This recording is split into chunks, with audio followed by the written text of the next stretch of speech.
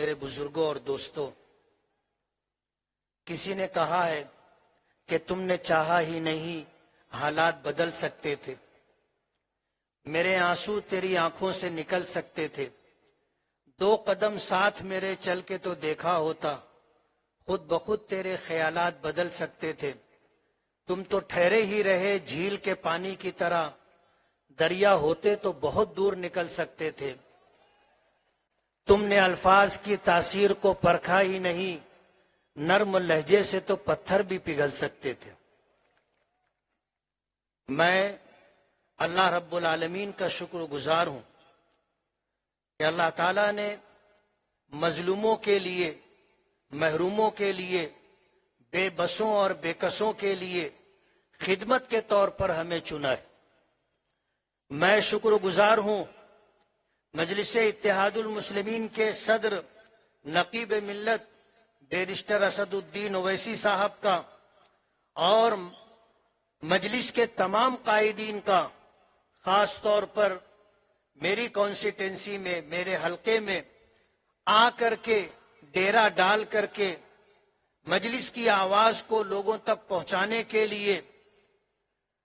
تلنگانہ نامپلی حلقے کے M L A جعفر حسین معراج صاحب، حیدرآباد کے سابق میئر ماجد حسین صاحب اور ان کے رفقا اور وفد اور ٹیم کی شکل میں تشریف لائے اور مالیگاؤں میں رہ کر کے مجلس کی آواز کو توانا، طاقتور بنانے کی کوشش کی، اور میری جیت کے لیے دن رات انہوں نے ایک کیا۔ ملک کے بدلتے ہوئے حالات میں آج ضرورت ہے کہ ہم مجلس اتحاد المسلمین کی آواز کو طاقت پہنچائیں۔ مجلس کے قائد، مجلس کے صدر اور پورے ہندوستان میں اقلیتوں کی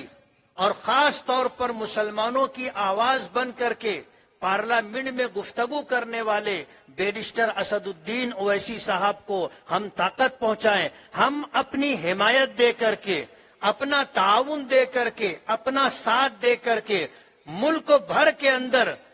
مظلوموں کے لیے، بے بسوں اور بے کسوں کے لیے، کچلے ہوئے دبے ہوئے لوگوں کے لیے ان کا حق دلانے کی جدوجہد اور کوشش کرنے والوں کے لیے ہم دعا کریں۔ میں کوئی لمبی گفتگو نہیں کرنا چاہتا، وقت کافی ہو چکا ہے، لیکن ملک کے بدلتے ہوئے حالات میں اگر آپ دیکھ رہے ہوں گے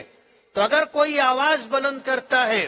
مظلوموں کے لیے تو وہ بیرسٹر اسد الدین اویسی صاحب ہے۔ آج اس موقع پر مجھے بڑی خوشی ہے، اس بات کا احساس ہے کہ اتنا بڑا مجمع آج ہم 3 لوگوں کے اظہار تشکر کے جلسے میں آیا ہے۔ میں آپ سبھی حضرات کا شکر گزار ہوں۔ میں آپ سے یہ اپیل کرنا چاہتا ہوں کہ جن لوگوں نے بڑی امیدوں کے ساتھ، بڑی آشاؤں کے ساتھ ہمیں ووٹ دیا اور چن کر کے خدمت کا موقع عطا کیا ہے، میں ان سب کا شکر گزار ہوں۔ میرا مقابلہ بھی کسی کمزور شخص سے نہیں تھا، ان کو اپنے اوپر اتنا گھمنڈ، اتنا غرور تھا کہ وہ یہ کہتے تھے کہ مفتی صاحب دور دور تک ہمارے مقابلے میں نہیں ہیں، انہیں ہم 50,000 ووٹوں سے ہرائیں گے، یہ دعویٰ تھا ان کا۔ لیکن آپ کو سن کر کے خوشی ہوگی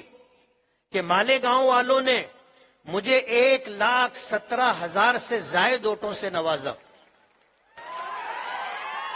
اور تقریباً 40,000 ووٹوں کی لیڈ کے ساتھ میں چن کر کے آیا۔ مالیگاؤں میں 67% لوگ جھوپڑ پٹیوں میں رہتے ہیں، جو بنیادی ضرورتوں اور سہولیات سے محروم ہیں۔ ایسے لوگوں کی نمائندگی کے لیے اور ان کی خدمت کے لیے اللہ رب العالمین نے ہمیں موقع دیا ہے۔ آپ ہمارے لیے دعا کریں کہ ہم لوگوں کی خدمت کریں، لوگوں کی امیدوں پر پورا اتریں، اور مجلس اتحاد المسلمین جو اپنی ایک پالیسی لے کر کے صرف حیدرآباد نہیں، ریاست تلنگانہ نہیں، بلکہ پورے ملک میں آج اللہ کا کرم ہے نمائندگی کر رہی ہے، اللہ تعالیٰ اسے عزت اور توانائی عطا کرے۔ ماضی میں 1960 میں عبد الواحد اویسی صاحب نے ایک بیج بویا تھا، آج الحمدللہ وہ شجر سایہ دار بن کر کے پورے ملک میں مظلوموں کے لیے، پورے ملک میں محروموں کے لیے ایک آس اور امید کی کرن ہے۔ میں بیرسٹر اسد الدین اویسی صاحب کا، ان کے برادر صغیر اکبر الدین اویسی صاحب کا، مجلس کے تمام قائدین کا، مجلس کے تمام محبین کا، اور اسی طرح جن لوگوں نے مجلس کے لیے اپنا تعاون پیش کیا ہے ان تمام لوگوں کا بہت بہت شکر گزار ہوں، اور یہ چاہوں گا کہ آپ ہمارے لیے دعا کریں کہ ہم مجلس کے ساتھ رہیں اور مجلس کی آواز بن کر کے مجلس کی بات اور مجلس کی پالیسی کو ہندوستان کے کونے کونے تک پہنچانے کی کوشش کریں۔